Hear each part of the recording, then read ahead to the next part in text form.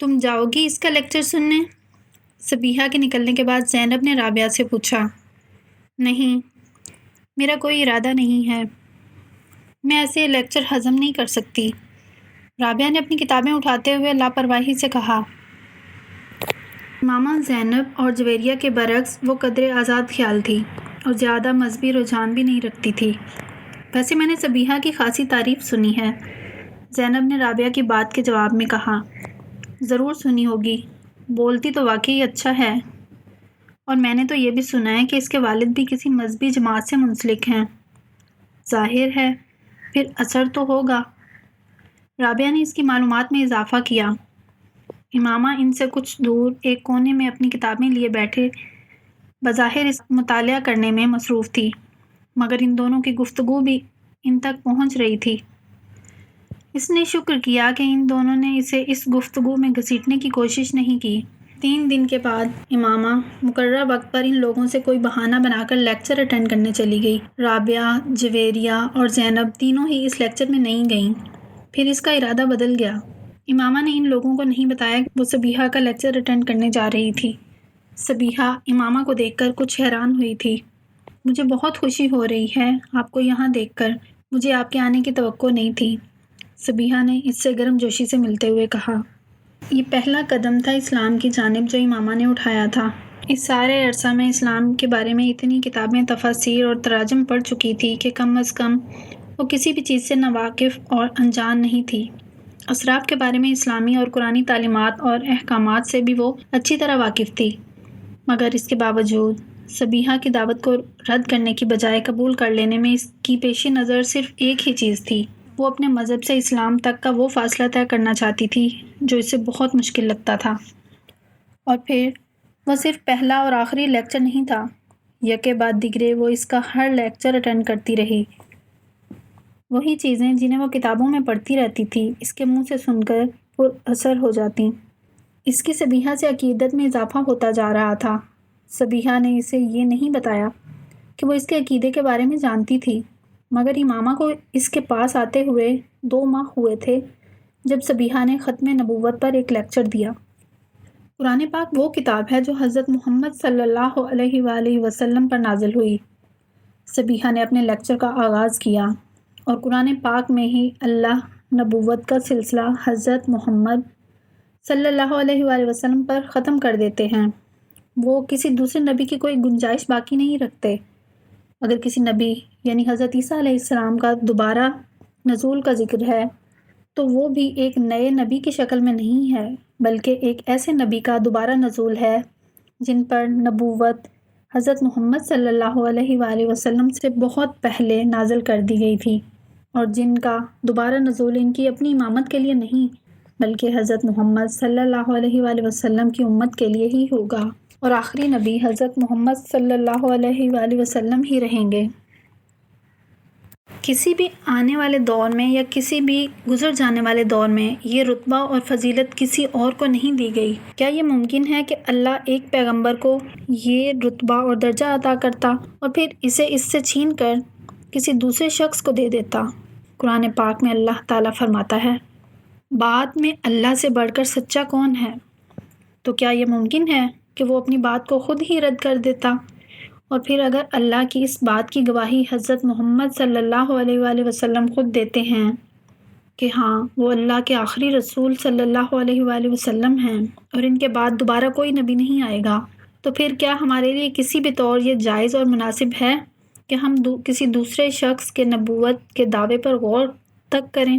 انسان اللہ کی مخلوقات میں سے وہ واحد مخلوق ہے جسے عقل جیسی نعمت سے نوازا گیا، اور یہ ایسی مخلوق ہے جو اسی عقل کو استعمال کر کے سوچنے پر آئے اللہ کے وجود کے لیے ثبوت کی تلاش شروع کر دیتی ہے، پھر اس سلسلے کو یہیں پر محدود نہیں رکھتی بلکہ اسے پیغمبروں کی ذات تک دراز کر دیتی ہے، پہلے سے موجود پیغمبروں کی نبوت کے بارے میں سوال کرتی ہے، پھر انہیں پیغمبر مان لیتی ہے، اور اس کے بعد قرآن کے واضح احکامات کے باوجود زمین پر مزید پیغمبروں کی تلاش شروع کر دیتی ہے، اور اس تلاش میں یہ بات فراموش کر دیتی ہے کہ نبی بنتا نہیں تھا، بنایا جاتا تھا، اسے مبعوث کیا جاتا تھا، اور ہم انسانی ایوولوشن کی اس آخری دہائیوں میں کھڑے ہیں جہاں مزید نبیوں کی آمد کا سلسلہ اس لیے ختم کر دیا گیا کیونکہ انسان کے لیے ایک دین اور ایک نبی کا انتخاب کر لیا گیا تھا۔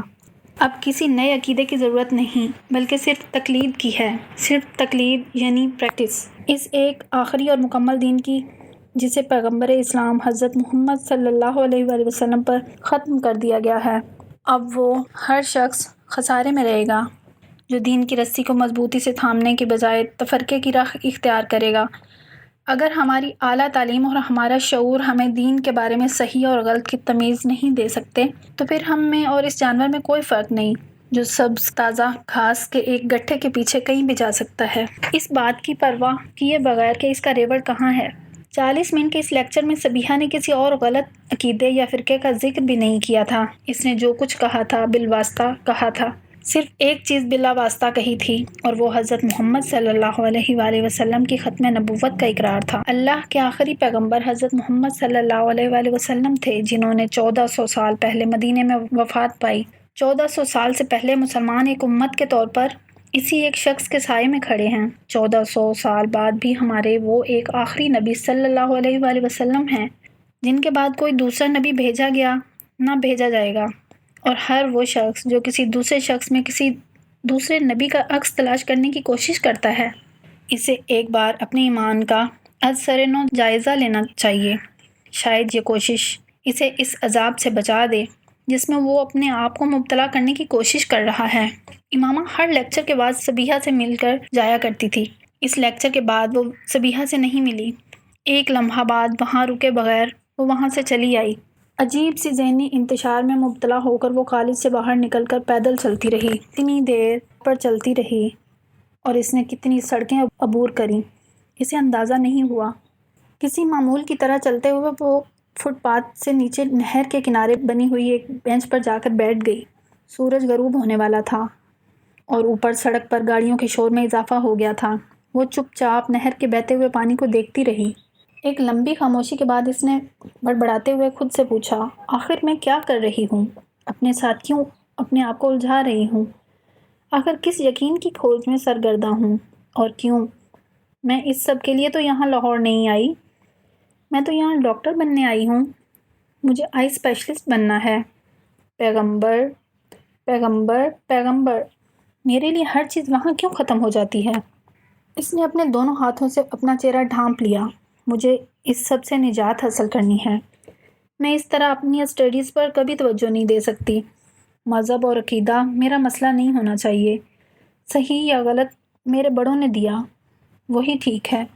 میں اب سبیحہ کے پاس نہیں جاؤں گی۔ میں مذہب یا پیغمبر کے بارے میں کبھی نہیں سوچوں گی، کبھی بھی نہیں۔ وہاں بیٹھے بیٹھے اس نے طے کیا تھا۔ رات کو 8 بجے وہ واپس آئی تو جویریہ اور رابعہ کچھ فکر مند سی تھیں، بس ایسے ہی مارکیٹ چلی گئی تھیں۔ اس نے ستے ہوئے چہرے کے ساتھ انہیں بتایا، ارے ماما، تم تو بہت عرصے بعد آئی ہو نا، آخر آنا کیوں چھوڑ دیا تم نے؟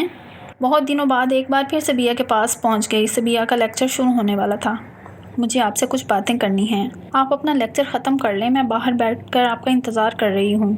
امامہ نے اس کی بات کا جواب دینے کے بجائے اس سے کہا۔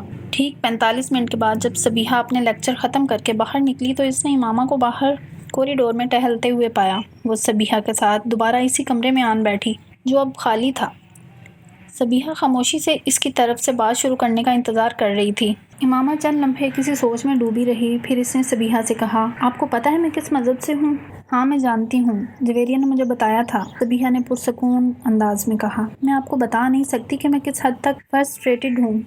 میرا دل چاہتا ہے میں دنیا چھوڑ کر کہیں بھاگ جاؤں۔ اس نے کچھ دیر کے بعد سبیحہ سے کہنا شروع کر دیا، میں دونوں ہاتھ میں سر پکڑ لیا۔ مجھے پتا ہے کہ اس نے ایک بار پھر اپنی بات ادھوری چھوڑ دی۔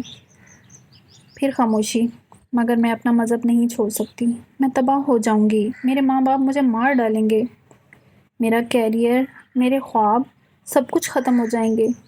میں نے تو سرے سے عبادت کرنا تک چھوڑ دی ہے، مگر پھر بھی پتہ نہیں کیوں مجھے سکون نہیں مل رہا۔ آپ میری صورتحال کو سمجھیں، مجھے لگ رہا ہے یہ سب کچھ غلط ہے، اور صحیح کیا ہے مجھے نہیں معلوم۔ امامہ تم اسلام قبول کر لو۔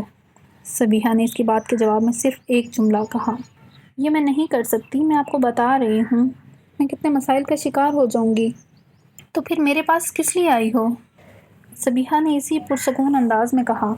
وہ اس کا منہ دیکھنے لگی، پھر اس نے بے بسی سے کہا، پتہ نہیں میں آپ کے پاس کس لیے آئی ہوں۔ تم صرف یہی ایک جملہ سننے آئی ہو جو میں نے تم سے کہا ہے۔ میں تمہیں کوئی دلیل نہیں دوں گی کیونکہ تمہیں کسی سوال کے جواب کی تلاش نہیں ہے۔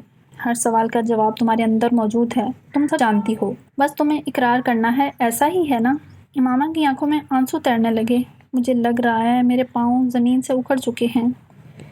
میں جیسے خلا میں سفر کر رہی ہوں، اس نے بھررائی ہوئی آواز میں کہا۔ صبیحہ نے اس کی بات کا جواب نہیں دیا۔ وہ بسم اللہ پڑھ رہی تھی۔ امامہ گیلی آنکھوں کے ساتھ اس کا چہرہ دیکھنے لگی۔ کہیں کچھ بھی نظر نہیں آتا صبیحہ، کچھ بھی نہیں۔ اس نے اپنے ہاتھوں کی پشت سے اپنے آنسوؤں کو صاف لا الہ الا اللہ۔ صبیحہ کے لب آہستہ آہستہ ہلنے لگے۔ امامہ دونوں ہاتھوں سے چہرہ ڈھانپے بچوں کی طرح پھوٹ پھوٹ کر رونے لگی۔ وہ روتے ہوئے صبیحہ کے پیچھے کلمے کے الفاظ دہرا رہی تھی۔ محمد الرسول اللہ۔ امامہ نے اگلے الفاظ دہرائے۔ اس کی آواز بھرا گئی۔ امامہ کی سمجھ میں نہیں آ رہا تھا اسے اتنا رونا کیوں آ رہا تھا۔ اسے کوئی پچھتاوا، کوئی افسوس نہیں تھا، مگر پھر بھی اسے اپنے آنسوؤں پر قابو پانا مشکل ہو رہا تھا۔ بہت دیر تک روتے رہنے کے بعد اس نے جب سر اٹھایا تو صبیحہ اس کے پاس ہی بیٹھی تھی۔ امامہ گیلے چہرے کے ساتھ اسے دیکھ کر مسکرا دی۔